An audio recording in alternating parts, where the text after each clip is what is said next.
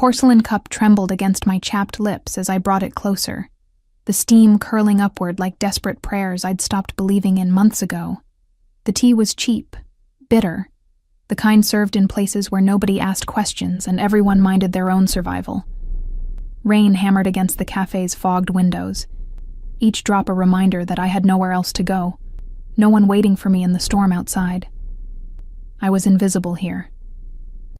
Just another exhausted face among the afternoon shadows, nursing a single cup for as long as the waitress's patience allowed.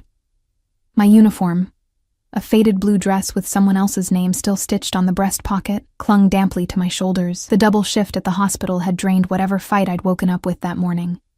My fingers, raw from bleach and antiseptic, wrapped around the cup's warmth like it was the only comfort left in the world. The cafe smelled of burnt coffee and wet wool, underlaid with something sweetly rotten from the kitchen. I'd grown accustomed to unpleasant smells. Working in the cleaning staff meant intimate knowledge of every bodily fluid, every festering wound, every corner where death lingered before claiming its prize. At least here, the decay was only food. I didn't notice her at first. She materialized beside my table like smoke taking form, an elderly woman wrapped in a cashmere coat that probably cost more than I'd earned in 6 months. Diamonds glittered at her throat and wrists, catching the dim cafe light and throwing it back like accusations. Her perfume arrived before she did. Expensive, floral, completely out of place in this forgotten corner of the city where people like me came to disappear. May I? Her voice carried the texture of old money and older secrets. I blinked, certain she'd meant the question for someone else. Women who wore coats like that didn't speak to women who scrubbed hospital floors, but her dark eyes, sharp despite the web of wrinkles surrounding them, fixed directly on me, waiting. Yes? The word came out as a question because nothing about this made sense. She sat with the grace of someone accustomed to obedience, folding her elegant frame into the chipped chair across from me. Up close, I could see the impeccable makeup, the professional set of her silver hair, the way her manicured hands settled on the table's scarred surface without a trace of disgust. She studied me with an intensity that made my skin prickle. "You look like someone who needs opportunity," she said quietly. Not a question. A statement. My throat tightened. I should have stood up, made some excuse, fled back into the rain. Instead, I sat frozen as her gaze traveled over my cheap uniform, my tangled hair still damp from the storm, the circles under my eyes that no amount of concealer could hide anymore. "I'm just having tea," I whispered, hating how my voice cracked. "Alone," she added, and something in that single word felt like being seen for the first time in months. A young woman, clearly educated despite her circumstances, sitting in a place like this at 3 p.m, running from something. Or someone. Heat flooded my cheeks. She couldn't possibly know about Marcus, about the debts he'd left me drowning in, about the men who'd started showing up at my apartment with questions I couldn't answer and threats I couldn't escape. "I don't know what you—" "My name is Victoria Ferrara." She let the name hang between us like a test. I'd heard that name before. Everyone had. Whispered in hospital corridors when certain patients arrived with gunshot wounds that no one reported. Mentioned in news articles that danced around the truth with careful language about prominent business families and unfortunate incidents. The Ferrara family didn't just have power. They were power, the kind that bent laws and broke people without ever appearing in court. My hand shook so badly the tea sloshed over the rim, scalding my thumb. I didn't feel it. "I don't understand why you're talking to me." Fear made my voice small, childlike.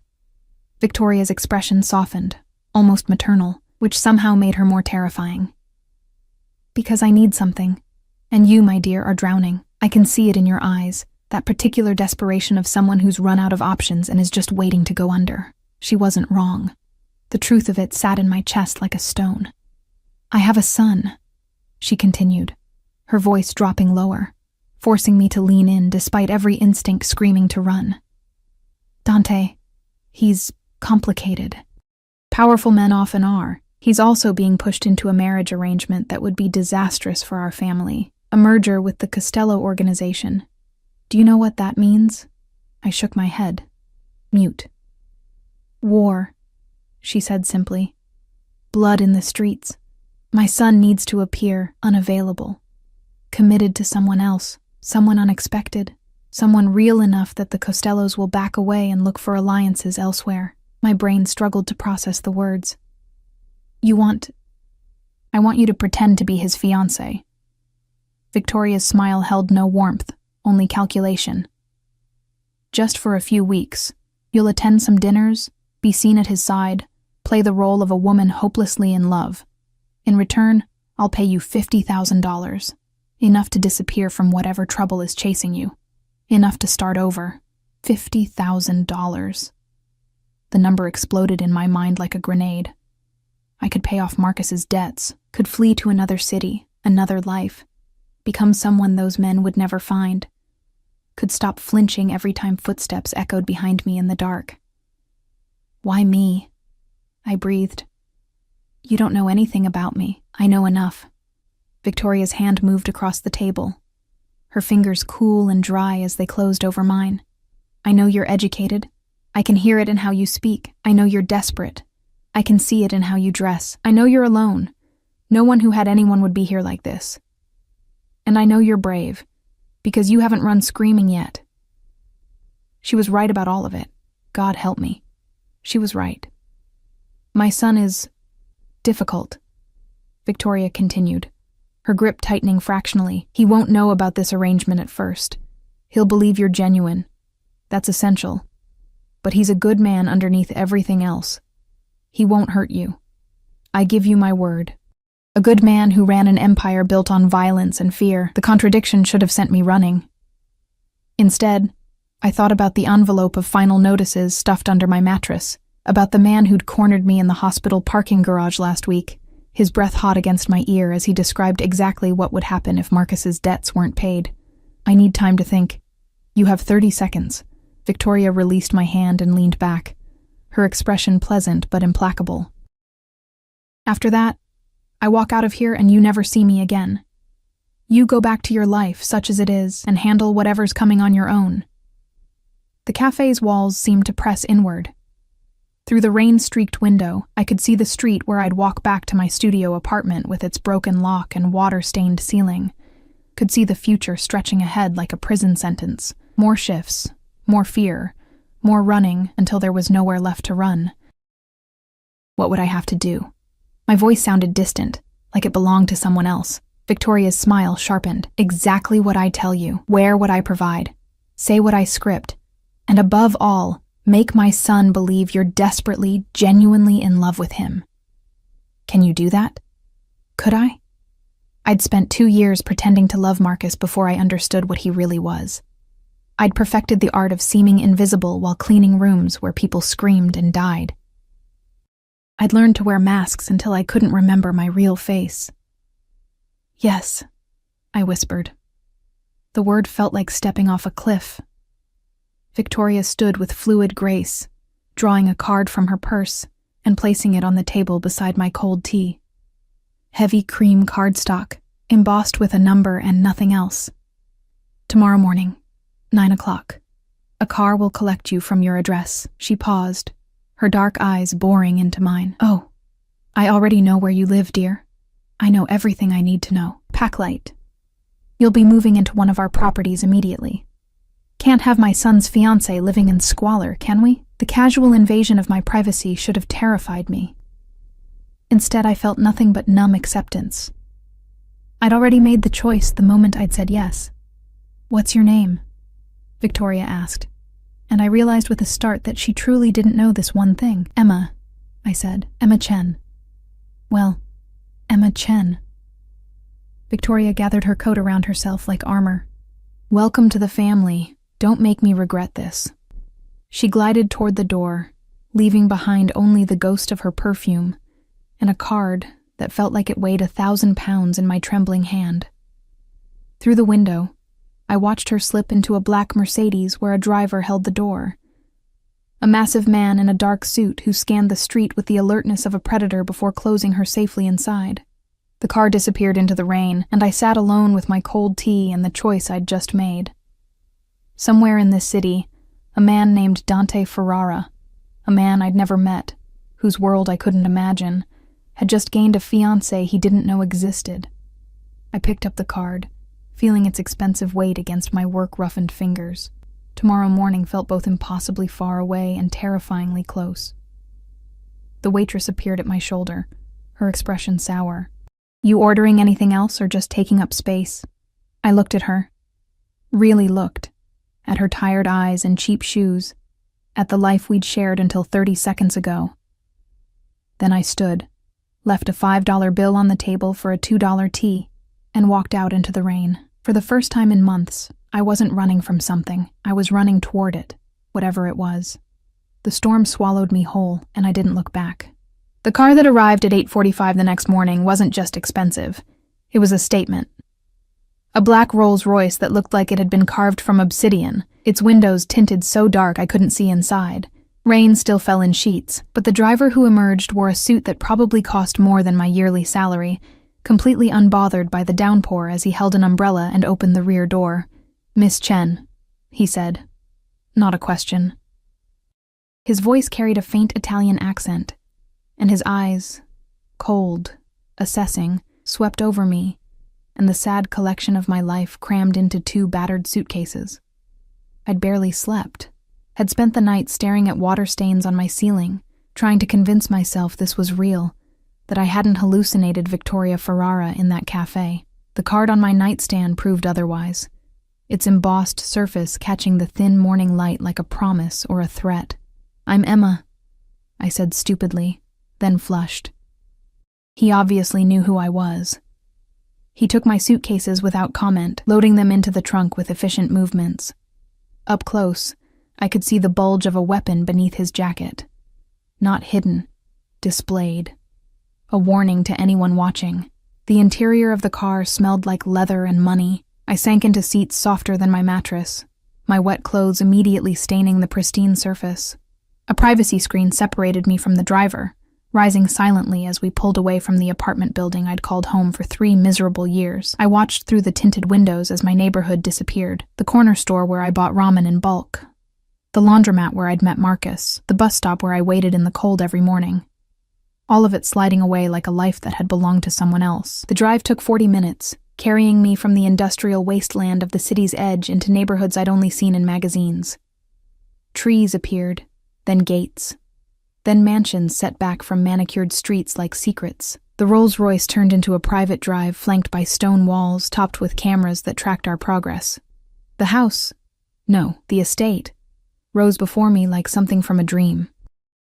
3 stories of pale stone and floor-to-ceiling windows, surrounded by gardens that somehow flourished despite the November rain.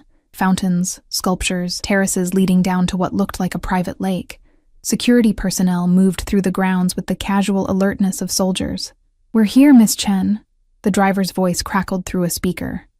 Here, where people like me didn't belong, where every surface gleamed with wealth I couldn't comprehend. My hands twisted in my lap, fingers finding the rough skin around my nails that I'd worried raw during the sleepless night. The front door opened before I reached it. A woman in a crisp black suit waited, her silver hair pulled into a severe bun. Not Victoria. Someone harder, more angular. "I'm Mrs. Castellano, the house manager," she said, her accent thicker than the driver's. "Ms. Ferrara is waiting for you in the east drawing room. Follow me." I followed her through halls that seemed designed to make visitors feel small. Marble floors that reflected my cheap sneakers, artwork that probably belonged in museums. Ceilings so high my footsteps echoed like gunshots. We passed rooms I couldn't name, each one more opulent than the last. Victoria waited in a room full of cream silk and gold accents, standing before windows that overlooked the gardens. She wore ivory today, perfectly tailored, her jewelry subtle but unmistakably expensive. When she turned, her smile was warm, but her eyes assessed me with the same calculating intensity as yesterday. "Emma. Good. You came, as if there'd been any doubt, as if I'd had any choice. We have much to do and very little time. Dante returns from Chicago tonight." My stomach dropped. Tonight? He's been handling business, a competitor who needed convincing. Victoria gestured to a chair, waited until I perched nervously on its edge. He doesn't know you exist yet. Tonight, you'll meet as if by chance. I'm hosting a small dinner party. 20 guests, all family or close associates. You'll arrive separately, be introduced as the daughter of an old friend. By the end of the evening, Dante will be intrigued. How can you be sure? My voice came out small in this enormous room. Because I know my son. Victoria settled into the chair across from me, her movements fluid as water. He's 34 years old and has never had a relationship last longer than 3 months. He trusts no one, loves nothing but this family, and believes everyone wants something from him. You, my dear, will be different. I do want something from him, I pointed out. $50,000, but he won't know that. Her smile could have cut glass. To him, you'll be genuine, innocent, a woman so far removed from his world that you couldn't possibly have ulterior motives. That's your power, Emma, your authenticity. The irony made my throat tight. Nothing about this was authentic. Now. Victoria stood, smoothing her skirt. Mrs. Castellano will show you to your room. You'll find appropriate clothing in the closet. I took the liberty of having several options prepared in your size. A stylist will arrive at 2 to handle your hair and makeup. We have 6 hours to transform you into someone my son can't ignore. 6 hours to become someone I wasn't. I'd had 2 years with Marcus. Maybe I was better at this than I thought. The room they gave me was larger than my entire apartment. A 4-poster bed dominated the space, draped in silk the color of champagne. French doors opened onto a balcony overlooking the lake. The bathroom alone could have housed a family, all marble and gold fixtures and a tub deep enough to drown in. The closet held dresses I'd never have dared to touch in stores. Valentino, Chanel, Dior. Names I recognized from magazines and hospital waiting rooms. Evening gowns and cocktail dresses, each one worth more than I'd made in months of scrubbing floors. I stood in the middle of it all, still wearing my damp clothes from this morning, and felt like an imposter, which I supposed was exactly what I was. A knock at the door made me jump. Mrs. Castellano entered without waiting for permission, followed by 2 younger women carrying garment bags and makeup cases. The stylist, Mrs. Castellano announced, and the seamstress, in case alterations are needed. Ms. Ferrara has selected the midnight blue Valentino for tonight. Try it on. They descended on me like surgeons, stripping away my clothes without ceremony, studying my body with clinical detachment. The dress slid over my skin like water. Silk so fine it felt like wearing air. The seamstress circled me, pinning here, marking there, while the stylist examined my hair with an expression of polite horror. "We can work with this," she said finally, in a tone that suggested she'd faced worse challenges. "The bone structure is good. Skin needs work, but nothing that can't be fixed. The hair..." She sighed. "We'll need to cut at least 3 inches. I watched in the mirror as they transformed me. Watched my split ends fall to the floor, watched my face emerge from beneath careful layers of foundation and contour, watched the circles under my eyes disappear. The woman looking back at me had my features, but none of my exhaustion. She looked expensive, untouchable. She looked like she belonged here. Perfect, the stylist declared at 6:30, stepping back to admire her work. Mr. Ferrara won't know what hit him. That's what I was afraid of. The dress clung to curves I didn't know I had, the midnight blue making my skin luminous in the evening light. Heels added 4 inches to my height, making me feel like I was walking on stilts. Diamond earrings, borrowed from Victoria's collection, caught the light with every movement. Mrs. Castellano led me downstairs at 7:15. I could hear voices from the drawing room, the cultured tones of people accustomed to power. My hands trembled, and I pressed them against my sides, trying to steady my breathing. "You'll enter with the Marchetti family," Mrs. Castellano instructed. "They're old friends who actually do have a daughter your age. Stay close to Mrs. Marchetti, follow her lead. Ms. Ferrara will handle the introduction to Mr. Ferrara herself." The Marchettis arrived moments later, an elegant couple in their 60s who greeted me with warm smiles that didn't quite reach their eyes. They knew. Of course they knew. Everyone here would be part of Victoria's conspiracy, except the one person who mattered. We entered the drawing room together, and the noise hit me like a wave. 30 people, maybe more, all dressed in clothes that cost more than cars. Waiters circulated with champagne and hors d'oeuvres. Laughter rose and fell like music. But underneath it, I could feel something else. A tension. A watchfulness. These people smiled and chatted while their eyes catalogued threats. "Emma, dear." Victoria materialized at my elbow, resplendent in emerald silk.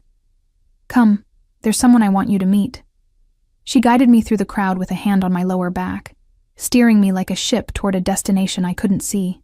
People parted for her automatically, their conversations pausing as we passed. I felt their eyes on me, felt their curiosity like fingers on my skin. Then I saw him. Dante Ferrara stood near the windows with 3 men in dark suits, and even without Victoria's guidance, I would have known him instantly. He commanded the space the way fire commanded oxygen, absolute, undeniable. Tall, maybe 6'2", with dark hair swept back from a face that could have been carved from marble. Sharp jaw, sharper cheekbones, and eyes so dark they looked black even from across the room. He wore a suit that had been tailored to his body like a second skin, charcoal gray with a black shirt underneath. No tie, a watch that probably cost more than my life glinted at his wrist. But it wasn't the clothes or the looks that froze my breath in my lungs. It was the aura of controlled violence that surrounded him like cologne. This was a man who had killed people. I knew it the way I knew my own name, Dante. Victoria's voice carried that maternal warmth again, but firmer now, commanding. "Come meet Emma Chen. Her father and I go way back. She's just moved to the city." He turned, and the full force of his attention landed on me like a spotlight. Those dark eyes traveled over me slowly, missing nothing. The dress, the shoes, the borrowed diamonds, the way my pulse hammered visibly in my throat. His expression remained perfectly neutral, but something flickered in his gaze. Interest, maybe. Or suspicion. "Emma." His voice was deep, rough around the edges like gravel wrapped in velvet. He didn't offer his hand. "Welcome." "Thank you." I'd meant to sound confident, but it came out breathless. "Your mother has been very kind. She has her moments." The corner of his mouth lifted fractionally. Not quite a smile, but close. "What brings you to our fair city?" The lie Victoria had prepared sat ready on my tongue. A fresh start. "Sometimes you need to leave everything behind to find yourself." Something in his expression shifted, became more intent.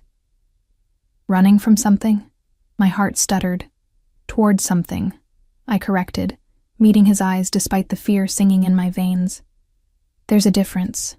For a moment, the noise of the party faded. There was only him, only those black eyes studying me like I was a puzzle he needed to solve. Then Victoria laughed, breaking the spell. "Emma's an artist," she said smoothly. "Painting, primarily. She's looking for inspiration. Is that so?" Dante's gaze hadn't left my face. "What do you paint?" "Things that hurt," I said honestly, because some part of me needed to tell him at least one truth, things that bleed. His smile, when it came, was slow and dangerous. "Then you've come to the right place." Dinner was an exercise in controlled chaos disguised as elegance. I sat 3 seats away from Dante, close enough to feel his presence like heat from a flame, far enough that I couldn't hear his private conversations. Victoria had orchestrated the seating with military precision, me between an elderly gentleman who spoke only Italian and a woman dripping in diamonds who asked intrusive questions with a smile. The dining room could have hosted royalty.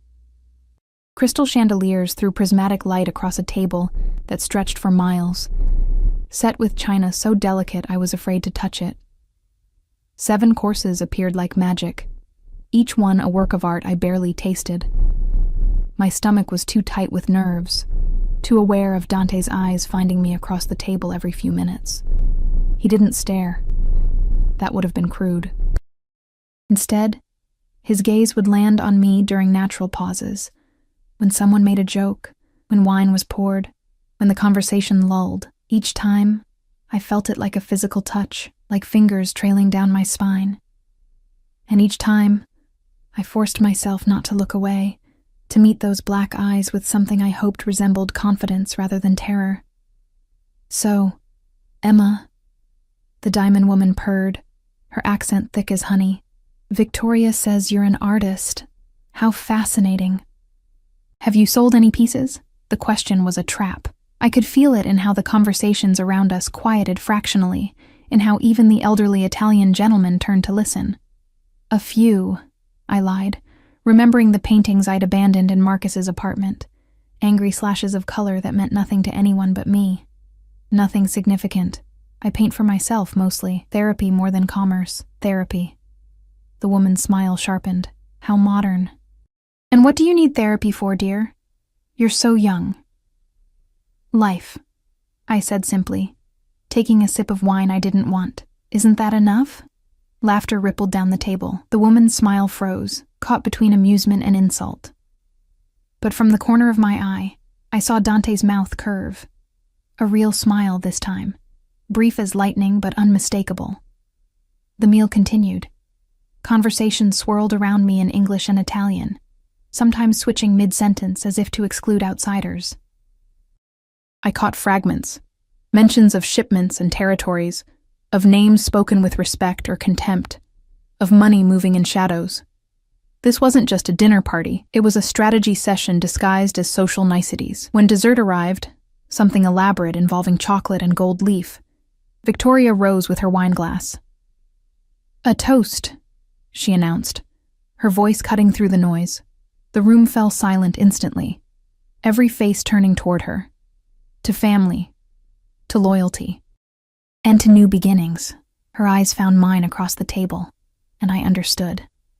This was the moment, the announcement.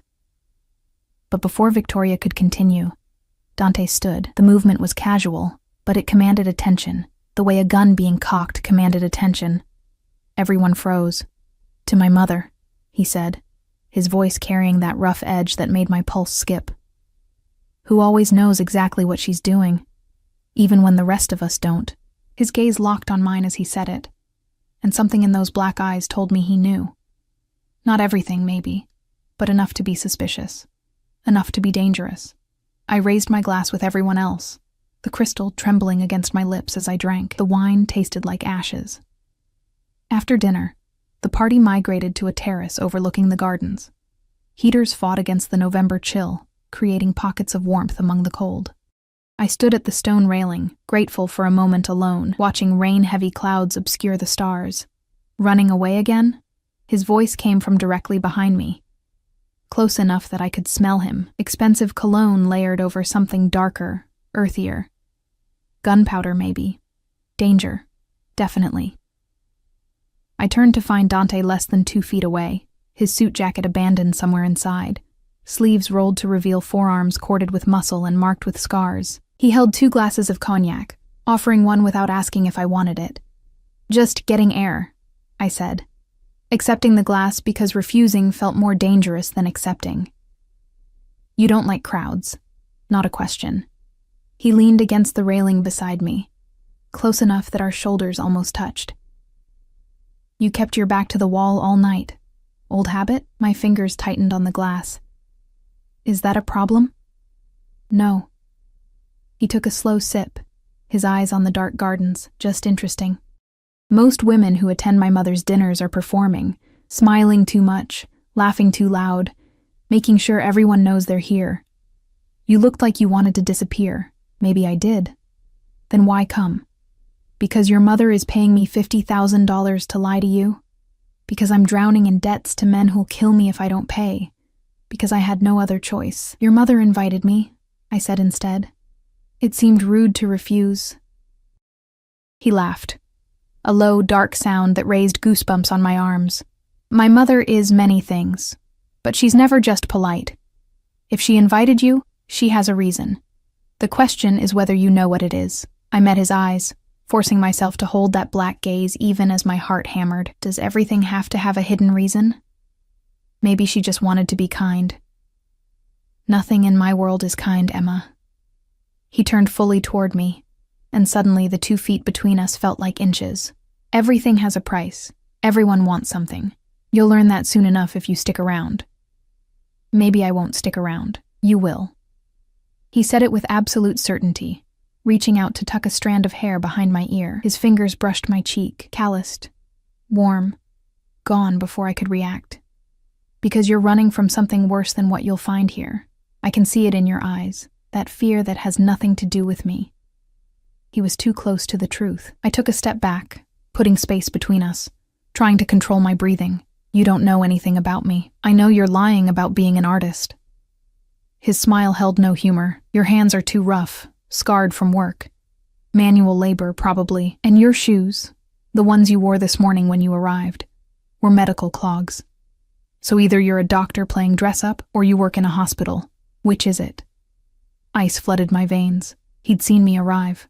Had paid attention to details I didn't think anyone would notice. Cleaning staff, I admitted, because lying seemed pointless now. I scrubbed floors. Or I did, until yesterday. And now? Now I don't know what I am. The honesty surprised us both.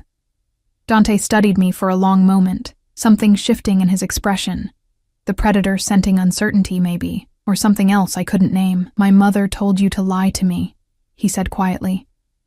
About the painting, about your father. What else did she tell you to lie about? Everything. The word escaped before I could stop it. Raw and true. His laugh this time was softer, almost admiring. At least you're honest about your dishonesty. That's rare. He straightened, draining his cognac in one swallow. Here's what's going to happen, Emma. You're going to tell me exactly why my mother brought you here. And then I'm going to decide whether to let you stay or have my men escort you off the property. You have 30 seconds. The same time frame Victoria had given me in the cafe. These people dealt in ultimatums the way normal people dealt in pleasantries. She wants me to pretend to be your fiancé, I said, the words tumbling out in a rush. To stop some marriage arrangement with the Costello family. She's paying me $50,000 to play the role for a few weeks, to make it look like you're already committed to someone else. Silence. Long enough that I started to shake, certain I'd just signed my own death warrant. Then Dante threw his head back and laughed. Really laughed. The sound echoing across the dark gardens. When he looked at me again, his eyes held something wild and terrifying. Of course she did. He shook his head, still smiling. God, she's brilliant. Insane, but brilliant. You're not angry? Oh, I'm furious. But he didn't sound it. He sounded delighted. But not at you. You're just a pawn, aren't you? She found you somewhere, desperate and drowning, and offered you exactly enough money to make you gamble with your life. Yes, I whispered. And if I told you to leave right now, where would you go? Back to the apartment with the broken lock. Back to the men with questions and fists. Back to a life that was killing me slowly. Nowhere good. No, he agreed, nowhere good. He stepped closer again, and this time I couldn't retreat. The railing was at my back. His hand came up to cup my jaw, tilting my face toward the light spilling from the house. Here's what's actually going to happen. You're going to stay. You're going to play the role my mother hired you for. But you're going to do it knowing that I know the truth. No more lies between us. Understand?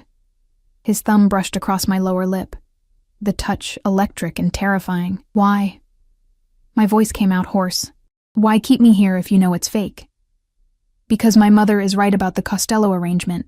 It would be a disaster. And because having a fake fiancé I can control is more useful than a real relationship I can't. His smile turned sharp. And because you interest me, Emma Chen. You're terrified, but you're not running. You're lying, but you told me the truth when it mattered. I want to see what else you're hiding. Before I could respond, the terrace doors opened. Victoria appeared, her expression serene, though her eyes sharpened when she saw how close Dante stood to me. There you are, she said lightly. People are asking for you, darling. And Emma looks cold. Perhaps you should get her a wrap. Emma's fine. Dante didn't move, didn't stop touching my face. Aren't you, Cara? The Italian endearment dripped with irony, but something about hearing it in his rough voice made heat pool in my stomach. I'm fine, I echoed. Good. He finally stepped back, his hand falling away and leaving my skin cold. Then let's give them a show. He took my hand, the first time he'd touched me beyond that brief caress, and led me back inside. His palm was warm, calloused, his grip firm enough to feel possessive. People watched as we entered, their eyes tracking us with the intensity of sharks scenting blood. Dante pulled me close, his arm sliding around my waist in a gesture that looked casual but felt like a brand. He leaned down, his lips brushing my ear as he whispered, "Smile like you love me. Convince them. Because if they don't believe it, this whole house of cards falls apart and you're the one who'll pay the price." I smiled. God help me. I smiled like my life depended on it. Because it did. The party ended past midnight. Guests departed in a steady stream of expensive cars and dangerous promises, each one stopping to congratulate Dante and me with knowing looks. Word had spread through the gathering like wildfire. The Ferrara heir had finally found someone. The alliance with the Costellos was dead before it started. I stood beside Dante in the foyer, playing my role, accepting kisses on both cheeks from women who could order my death with a phone call. His hand never left my waist, his thumb tracing absent patterns against my hip through the silk of my dress. When the last guest finally left, Victoria turned to us with triumph glittering in her eyes. "Perfect," she declared. "Absolutely perfect. Emma, you were magnificent." "She was adequate," Dante corrected, but his tone held a thread of amusement. "Though we'll need to work on her poker face. She looked terrified every time someone asked about our engagement." "We're not engaged," I pointed out weakly. "We are now." He released me finally, stepping away to pour himself a drink from the bar cart. My mother made sure of that. "By morning, every family in the city will know I'm off the market. Congratulations, Emma. You just became the most valuable piece on the board." The words should have felt like victory. Instead, they felt like a noose tightening. Victoria kissed my cheek, squeezing my hand. "Get some rest, dear. Tomorrow, we begin your real education. If you're going to be a Ferrara, even temporarily, you need to learn how to survive in our world." She swept away, leaving me alone with Dante in the cavernous foyer. He swirled his whiskey, watching me over the rim of his glass. "Scared yet?" he asked. "Terrified." "Good. Fear keeps you sharp." He drained the glass, set it down with a sharp click. "Go to bed, Emma. Things get more complicated from here." I fled toward the stairs, feeling his eyes on me the whole way. Behind me, I heard him laugh, soft, dark, and utterly without mercy. I'd made a deal with the devil's mother. Now I belonged to the devil himself. Morning arrived with a knock that felt like an invasion.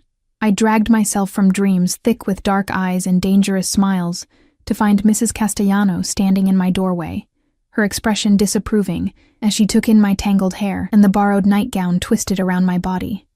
"Mr. Ferrara requests your presence at breakfast," she announced. "You have 20 minutes." The door closed before I could respond. I stumbled to the bathroom, my reflection a disaster, makeup smudged, lips swollen from anxious chewing, eyes haunted.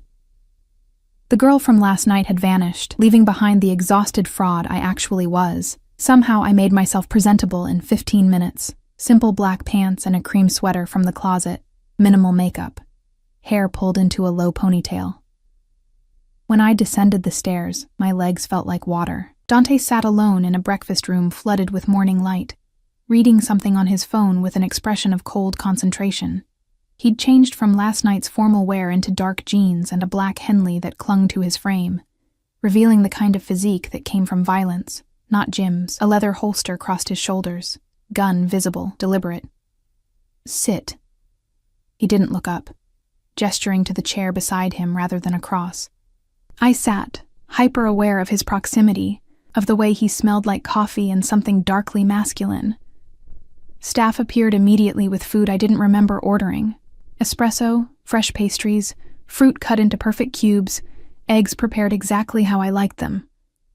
How did they... I pay attention. He finally looked at me, those black eyes tracking over my face. "Last night you picked at everything except the fish course. You drank white wine but left the red untouched. You take your coffee black with 1 sugar. Should I continue?" Heat crept up my neck. "That's unsettling. That's survival." He set down his phone, giving me his full attention. It felt like standing in a spotlight. In my world, details matter. The wrong drink at the wrong meeting gets people killed. So I notice everything, especially about people who interest me. "I'm a hired actress. I can't possibly interest you." His smile could have cut diamond. "You told me the truth when lying would have been safer. That interests me very much." He reached out, his fingers catching my chin, turning my face toward the light. And you're afraid of me, but you're still here. That's either very brave or very stupid. Probably stupid, I whispered. Probably. He released me, returning to his coffee. Eat. We have a busy day. Doing what? Teaching you how to stay alive. He said it casually, like discussing the weather. You're going to be seen with me in public. That makes you a target for every rival family, every ambitious soldier looking to make a name, every enemy I've accumulated in 15 years of running this organization. You need to know how to spot danger, how to move through crowds, how to... I didn't agree to this. The words burst out before I could stop them. Your mother hired me to attend dinners, not to... My mother hired you to play a role. His voice dropped to something dangerous, something that made my survival instincts scream. I'm telling you, the role just got more complicated. You want the 50,000? You earn it. That means learning the rules of my world fast enough that you don't get yourself killed in the process. And if I refuse? The silence stretched like pulled wire. Dante set down his cup with careful precision, the small sound somehow more threatening than a shout. Then you walk out that door right now and I won't stop you. He leaned back, arms crossed, utterly relaxed. But the men who are looking for you, the ones collecting Marcus Reeves's debts, they'll find you by tomorrow. They're very good at their job, and what they'll do to you before they kill you will make anything I could do seem like mercy. My blood turned to ice. How do you know about Marcus? I know everything about you, Emma. He pulled out his phone, swiping through screens before turning it toward me. Photos appeared. My apartment building, the hospital where I worked, my employee badge photo looking young and hopeful. Marcus Reeves, your boyfriend of 2 years, small-time drug dealer who thought he was smarter than he was, borrowed money from the Volkov crew to expand his operation, then got himself arrested before he could pay it back, left you holding a debt of $93,000 that you can't possibly pay. Each word hit like a fist. I couldn't breathe. The Volkovs sent collectors 3 weeks ago, Dante continued, merciless. They'll give you another week, maybe 2 before they escalate, then they'll hurt you in ways that make you wish they'd just killed you, unless I do what you say. The chair scraped as I stood, fury burning through fear. You're blackmailing me. Your mother offered me a choice and you're taking it away. I'm giving you reality. He stood too, closing the distance between us in 2 strides. My mother lives in fantasies where you attend parties and smile, and everything works out perfectly. I live in the world where people die for being stupid. If you're going to wear my ring, fake or not, you do it my way. Or not at all. I never agreed to wear your ring. You agreed the moment you took my mother's money. His hand shot out, catching my wrist before I could retreat. Not painful, but inescapable. That money is in your account right now. Check your phone. 25,000 as a deposit. The rest when the job is done. You're bought and paid for, Kara. The only question is whether you're smart enough to survive it. I yanked my arm free, hating the tears burning behind my eyes. I hate you. Good. His smile was all teeth. Hate keeps you sharp too. Now sit down and eat your breakfast. We leave in 30 minutes. For where? Somewhere you'll learn exactly what you've gotten yourself into. The Range Rover that picked us up was military grade. Bulletproof glass, reinforced doors, probably could survive a rocket launcher. 2 security vehicles flanked us, each carrying men with visible weapons and dead eyes. Dante drove himself, which surprised me. His hands were steady on the wheel, movements efficient as he navigated through traffic that parted for our convoy like water. He'd added a shoulder holster over his Henley, the gun sitting against his ribs like it belonged there. Where are we going? I asked again, watching the city change outside the windows. The neighborhood's getting rougher, the buildings more industrial, to see what happens to people who cross me. He said it conversationally, like we were discussing lunch plans. Consider it your first lesson in consequences. Terror clawed up my throat. I don't want to see anyone die. No one's dying today. Relax. He glanced at me, something almost like amusement in his expression. You really do think I'm a monster, aren't you? Yes. No hesitation, no apology. But I'm a monster with rules. I don't kill innocent people. I don't hurt children. I don't traffic in anything that exploits the helpless. Beyond that, he shrugged. I do what needs to be done to protect my family and my business. If that makes me a monster, so be it. We pulled up to a warehouse district, all rusting metal and broken windows. The security detail moved first, sweeping the area before opening Dante's door. He stepped out with the casual confidence of someone who owned every inch of ground he walked on. "Come on." He held out his hand to me. I took it because refusing felt more dangerous. His fingers closed around mine, warm and calloused, and he pulled me close as we walked toward the largest warehouse. The door opened before we reached it. More guards, more guns, more violence waiting just beneath the surface. Inside, the space had been converted into something between a gym and a torture chamber. Boxing rings, weight equipment, and in the far corner, 3 men bound to chairs with duct tape. "Those are the collectors who came after you," Dante said quietly, his breath warm against my ear. "The Volkov crew. Recognize them?" I did. The one on the left had cornered me in the parking garage, his breath sour as he described what they'd do if I didn't pay. The middle one had shown up at my apartment, breaking the lock I couldn't afford to fix, the right one I'd never seen before. But his eyes held the same dead cruelty as his companions. "What are you going to do to them?" My voice came out strangled. "Nothing. You are." He turned me to face him, both hands on my shoulders now. "You're going to tell them that you're under my protection now, that Marcus Reeves's debts died with him, and if they come near you again, they'll answer to me. Can you do that?" My throat closed. The men were watching us, recognition dawning in their eyes as they understood who held their leashes now. "Emma." Dante's voice sharpened. "You need to do this. Not because I'm telling you to, but because if you don't, they'll never believe you're mine. They'll see you as weak, as someone they can still hurt. You need to claim your power here, understand?" I didn't understand anything except that I was drowning, and he was the only thing keeping my head above water. I walked toward the bound men on legs that didn't feel like my own. The parking garage man sneered. "Look who got herself a sugar daddy. That's not gonna save you, bitch. You still owe—" "She owes you nothing." Dante's voice cracked across the warehouse like a whip. "The debt is erased. You have a problem with that. You take it up with me." "Volkov won't like this," the apartment man spat. "Then tell Volkov to call me directly." Dante moved to stand behind me, his hands settling on my waist possessively. "This woman is mine. Anyone who touches her, threatens her, or even looks at her wrong answers to me personally. Are we clear?" The words should have made me feel like property. Instead, something twisted in my chest, a strange mix of fear and safety, of being claimed and protected in the same breath. "Say it," Dante murmured against my ear. "Tell them you're mine.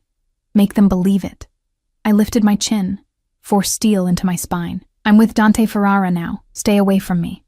The words felt like power and surrender braided together. Dante pressed a kiss to my temple. Brief, possessive, utterly for show. "Good girl." Then to his men. "Let them go. Send them back to Volkov with the message. Anyone who touches what's mine gets buried." The guards cut the men loose. They stumbled out, fury and fear warring in their expressions. But not one of them looked back at me. I wasn't prey anymore. I was poison. When the warehouse emptied, leaving just Dante and me among the equipment and echoing space, my legs finally gave out. I sank onto a bench, shaking so hard my teeth chattered. "You did well." Dante crouched before me, eye level now, his expression almost gentle. "I know that was terrifying, but you needed to see, needed to understand what protection costs in my world. Those men will spread the word. By tonight, every crew in the city will know you're untouchable. Because I'm yours." Bitterness coated the words. "Because you're smart enough to choose survival over pride." He stood, offering his hand again. "Come on, next lesson." "There's more?" His smile held dark promise. "We're just getting started, Kara." The next stop was a boxing gym in a better part of town. Still rough, but functional. Dante led me to a private room in the back where a woman waited. She was maybe 40, compact and muscled, with scars crossing her knuckles and a gaze that assessed me like a weapon. "This is Katya," Dante said. "She's going to teach you how to fight." "I don't need to know how to fight." "Yes, you do." He was already moving toward the door. 2 hours, every day, until you can at least throw a punch that won't break your thumb. "Katya, be gentle. She's useless if you break her. Wait. But he was gone, the door closing behind him with terrible finality. Katya smiled, all teeth. Don't worry, princess. Pain is just weakness leaving the body. The next 2 hours were agony. She taught me how to stand, how to move, how to hit. My knuckles split on the bag, my shoulders screamed, my lungs burned. Again! Katya barked each time I thought I couldn't continue. Your life depends on this. Again! When Dante returned, I was covered in sweat, bleeding from a split lip where I'd bitten down too hard, every muscle in my body shaking with exhaustion. Better, he said approvingly, tossing me a towel. Same time tomorrow. I can't. You can. You will. He pulled me to my feet, steadying me when I swayed, because the alternative is being helpless. And you're done with that now, aren't you? I was. God help me, I was. Yes, I whispered. His smile was approving, almost proud. That's my girl. The possessive pronoun shouldn't have made my heart skip, but it did. 3 weeks passed in a blur of violence and velvet, of learning how to survive in a world that wanted to break me. Every morning, Katya beat the weakness out of me in the boxing gym. Every afternoon, Victoria taught me which fork to use and which smile to wear. Every evening, Dante took me to dinners and meetings where men with dead eyes assessed me like livestock, trying to find the cracks in our performance. I learned to stand close enough to him that his cologne became familiar, to let his hand rest possessively on my lower back, to laugh at his dry observations and meet his dangerous smiles with ones of my own. I learned the names of his enemies and the faces of his allies. I learned which rooms in the estate were safe, and which doors stayed locked for reasons no one would explain. I learned that Dante Ferrara was both exactly what I'd feared and nothing like I'd expected. He was ruthless.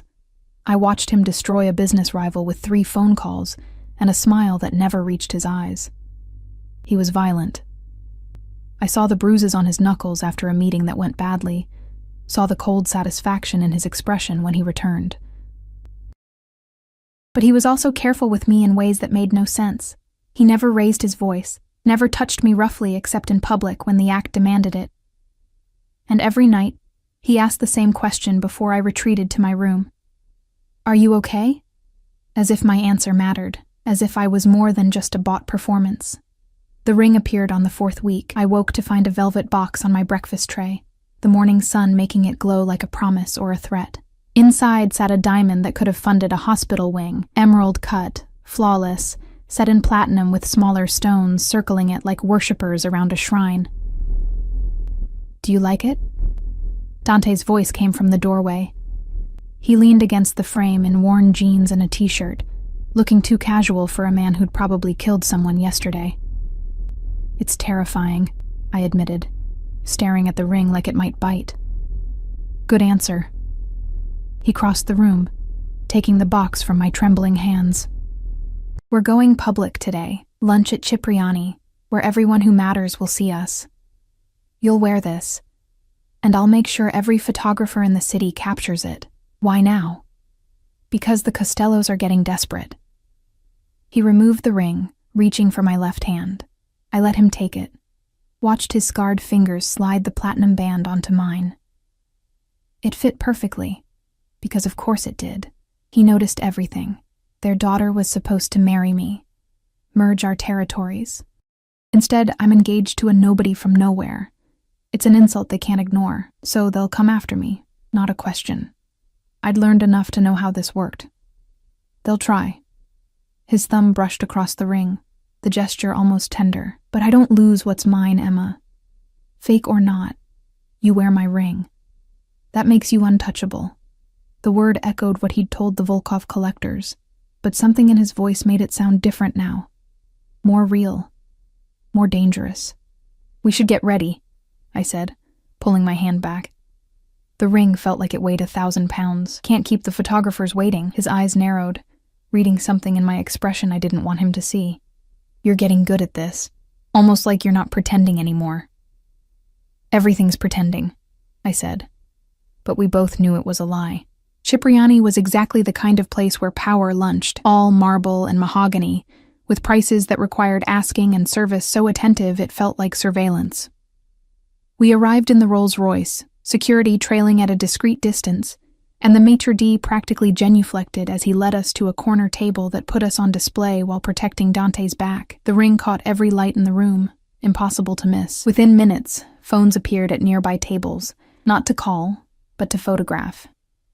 By the time our water arrived, Ferrara engaged was probably trending. Smile, Dante murmured, reaching across the table to take my hand. Look besotted. You're madly in love with me, remember? Hard to forget when you remind me every 5 minutes. His laugh was genuine, warm enough that several nearby diners glanced over.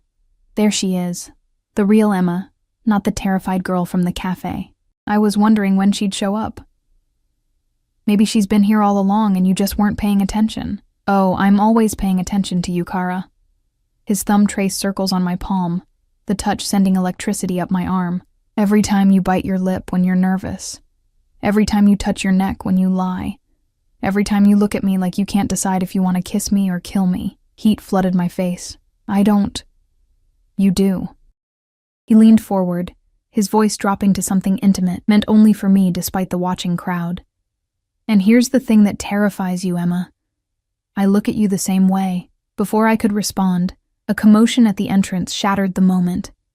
3 men strode in, expensive suits, cold eyes, radiating threat. The restaurant fell silent, the kind of quiet that preceded violence. Costello, Dante said quietly, his entire demeanor shifting. The warmth vanished, replaced by something predatory, right on schedule. Dante. I gripped his hand, fear spiking through me. What do we do? We finish our lunch. He raised his voice, addressing the approaching men with casual disdain. Gentlemen, you're interrupting a private moment. I suggest you leave before you embarrass yourselves. The lead man, silver-haired, distinguished, with a smile like a shark, stopped at our table. Ferrara, I wanted to congratulate you personally. Such a surprising engagement. Surprising? Dante's smile could have cut glass. Only to people who assumed they had a claim on my future. Emma, this is Antonio Costello. Antonio, my fiancé, Emma Chen. Antonio's eyes raked over me, assessing and dismissing in one glance. A cleaning woman. How democratic of you. The insult landed like a slap. Beside me, I felt Dante tense, violence coiling in his frame. Careful, Antonio. His voice dropped to a lethal whisper. That's my future wife you're insulting. I'd hate for this conversation to end with your associates carrying you out. Is that a threat? It's a promise. Dante stood smoothly, positioning himself between Antonio and me. Even seated, I could feel the danger radiating off him like heat. You had your chance to ally with my family. You wanted merger through marriage. I'm giving you a different answer. Accept it gracefully, or prepare for the alternative. The 2 men locked eyes, and I understood I was watching something primal. Alphas circling, testing boundaries, deciding whether to fight or flee. Antonio broke first. His smile turned brittle. She better be worth starting a war over, Ferrara. Try me and find out. The Costello men retreated, but not before Antonio's gaze found mine one last time. The promise in his eyes made my blood freeze. This wasn't over. Not even close. Dante sat back down, his hand finding mine across the table. Breathe, Emma. You're safe. He's going to come after me, isn't he? He's going to try. Dante's grip tightened. Let him. I've been waiting for an excuse to end the Costellos for years. If they're stupid enough to give me one, I'll burn their entire organization to the ground. The casual brutality should have horrified me. Instead, I felt something warm and terrible unfurl in my chest. Protection. Possession. The promise that nothing would hurt me while I wore his ring. Thank you, I whispered.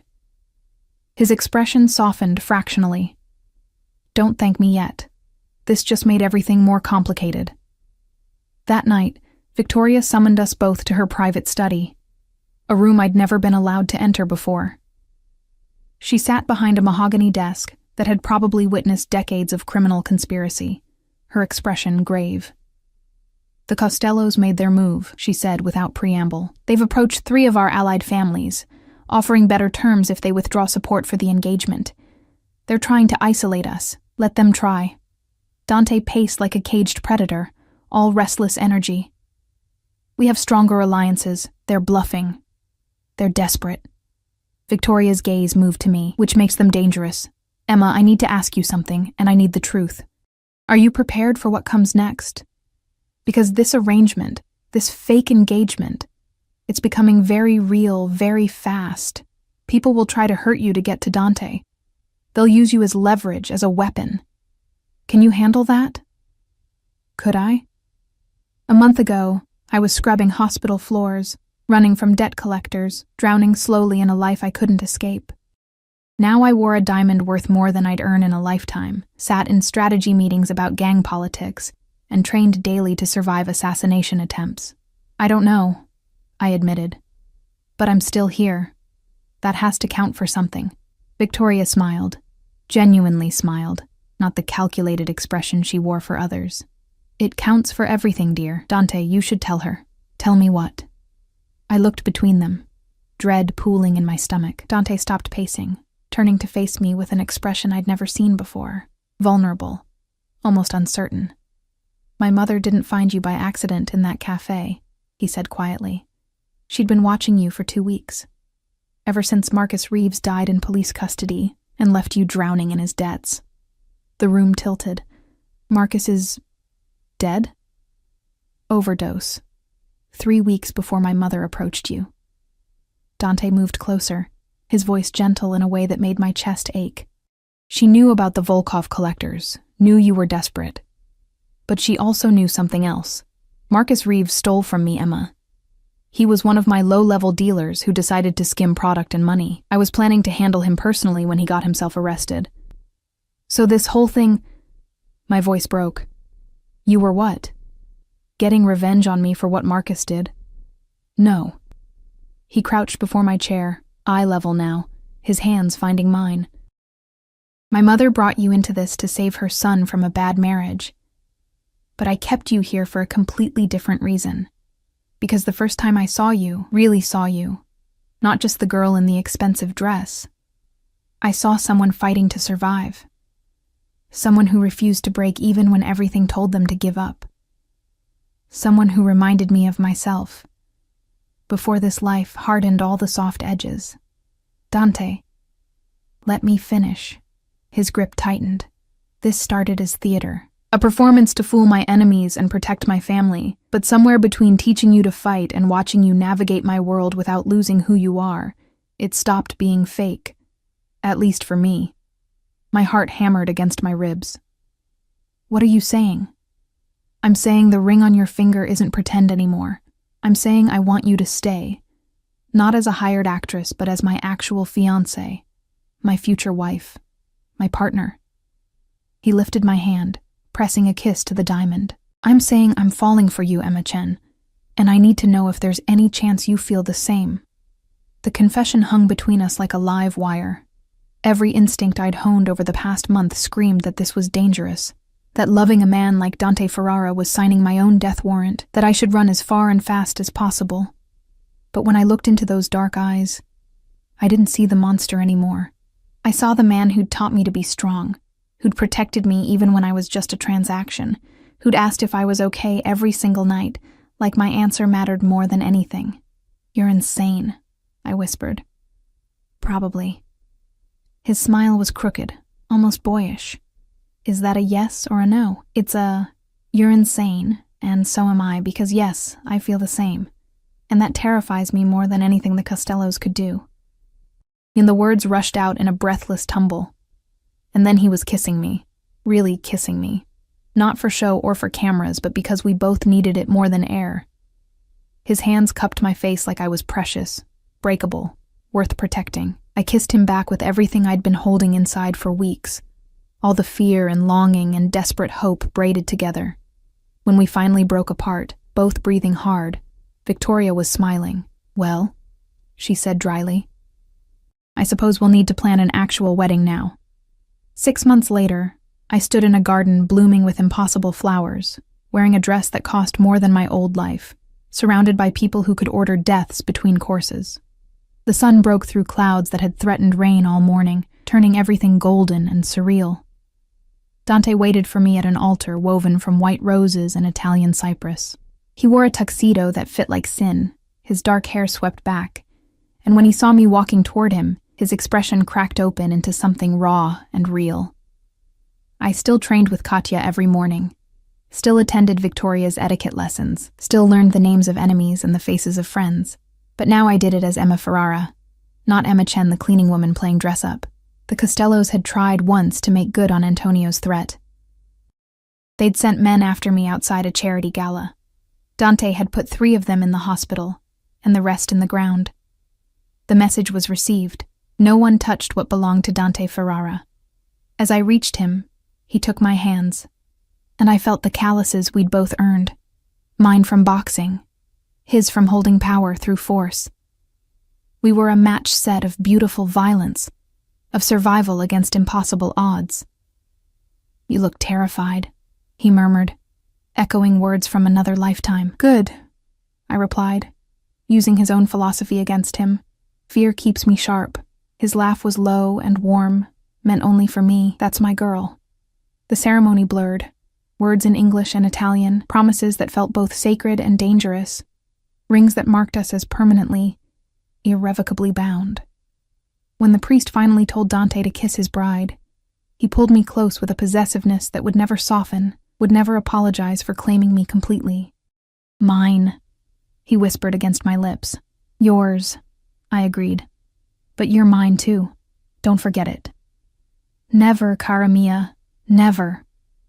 We kissed while our combined families, blood and chosen, legal and criminal, erupted in applause. Somewhere in the crowd, Victoria dabbed at her eyes with a handkerchief, probably already planning how to use this union to expand the family's reach. But for this moment, this one perfect moment, I let myself forget about territories and alliances, and the violence that would always shadow our lives. For now, there was only Dante's arms around me, his heart beating against mine, and the impossible truth that I'd walked into a cafe drowning and emerged engaged to the most dangerous man in the city. The reception lasted until dawn. We danced until my feet ached, ate food I didn't taste, accepted congratulations from people who'd kill us if circumstances changed, and when Dante finally pulled me away, sneaking us out through a side garden while everyone else was distracted, I went willingly. "Where are we going?" I asked, laughing as he tugged me toward the waiting car. "Away." He opened the door, bundled me inside. "Somewhere no one can find us for at least a week. Somewhere I can have you all to myself without my mother scheduling our every breath." Scandalous. But I was already leaning into him, already letting his warmth erase the last of my fear. He kissed my temple, my cheek, finally my lips. "You regret this yet?" I thought about the girl in the cafe, alone with cheap tea and cheaper dreams, thought about the path that had led from scrubbing hospital floors to wearing diamonds and a wedding dress. Thought about all the ways this could go wrong, all the dangers that waited outside our temporary sanctuary. "Not even a little," I said honestly. "Good." His smile was pure wickedness and pure devotion braided together. "Because you're stuck with me now, Mrs. Ferrara. No returns, no refunds. I'll take my chances." The car pulled away from the estate as the first rays of true morning broke across the horizon. Behind us, our wedding slowly wound down, a celebration of alliance and power and criminal enterprise disguised as love. But inside this car, wrapped in Dante's arms with his ring on my finger and his promises in my heart, it wasn't disguised at all. It was real. Terrifying and dangerous, and absolutely real. And I wouldn't have changed a single moment. The rain that had threatened all day finally began to fall, soft and gentle, washing away the girl I'd been and baptizing the woman I'd become. Dante pulled me closer, murmuring Italian endearments I was slowly learning, promising protection and possession in the same breath. I closed my eyes and let myself believe in fairy tales, the dark kind, where the princess saves herself and claims the monster as her own, where happily ever after comes with a body count, and the knowledge that love in this world is fought for, bled for, survived. We drove into the morning, leaving behind everything except each other. It was enough.